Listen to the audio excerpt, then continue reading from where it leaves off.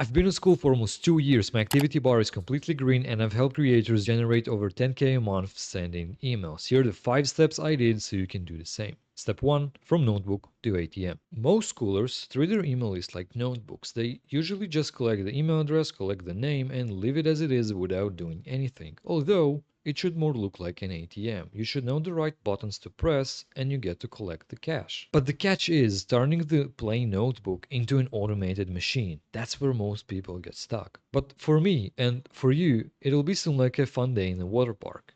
Let me explain. When I go to a water park, I never go to the big and twirly slides right away. I always warm up with the easy, short, and simple slides to get me into the flow. And honestly, that's probably how they built a water park in the first place. They started small, saw what people liked, and added more wild stuff later. Emails work the same way. At the start, all you got is a list, a cold notebook with bunch of names and people you never contacted ever before, so you have no idea what to expect. That's why you don't throw them into a giant campaigns or push high pressure offers right out of the gate. Instead, you start by sending simple emails, one at a time. Each one has one story, one emotion, and one call to action. And just like testing those smaller slides, you see how people react to your emails, what get clicks, what get ignored, and what hits a nerve. You get to test different angles of their desires, their problems, and 5 more variables we'll talk in step 3. For example, you're a fitness coach for dads over 40 and you help them lose 25 pounds. You decide to find out what your audience desire more. You might send one email about them fitting in a pair of jeans they used to for a family event, and another one about them playing soccer with their kids without getting tired after 5 minutes. And you get to watch what converts more. That's your audience telling you what they care more about.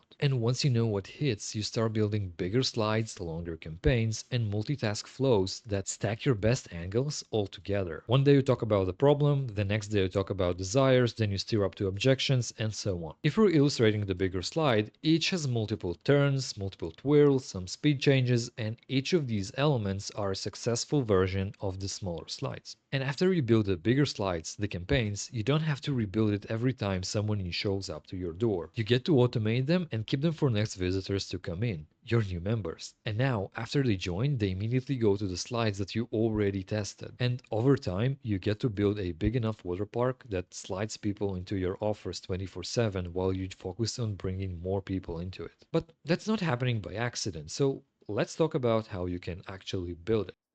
Step 2. Tech setup. I don't really like talking about it because it usually gets super tactical and boring, so I'll just give you the TLDR. You need to ask for an email address when people sign up to your community, you need to find a platform to send email from, you need to connect everything with Skool, and you need to authenticate your email address. I leave my older videos walking you through each step below this video, and if you want my personal help, I help my community members to set it up in my Skool group. Just look for skool.com/flows or just scan the QR code somewhere on the screen. Step 3. Activate your email list.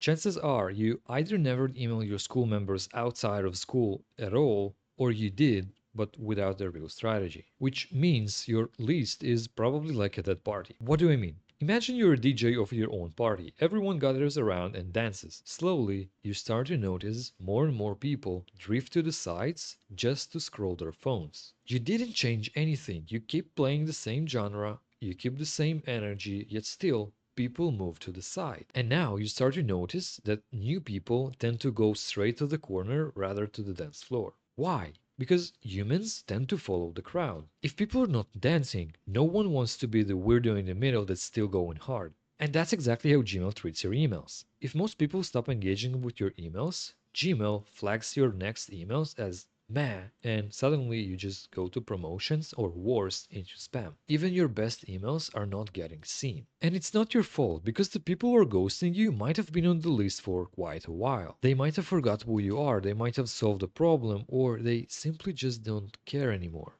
And that's fine, but keeping those people hurts your ability to get seen. So what do? You remove the people who are still in the corner and suddenly more people are dancing. You do this by sending the activation emails, the series of emails that its sole purpose is to check the pulse of your members. First, you bait engagement by sharing value and teaching them something new.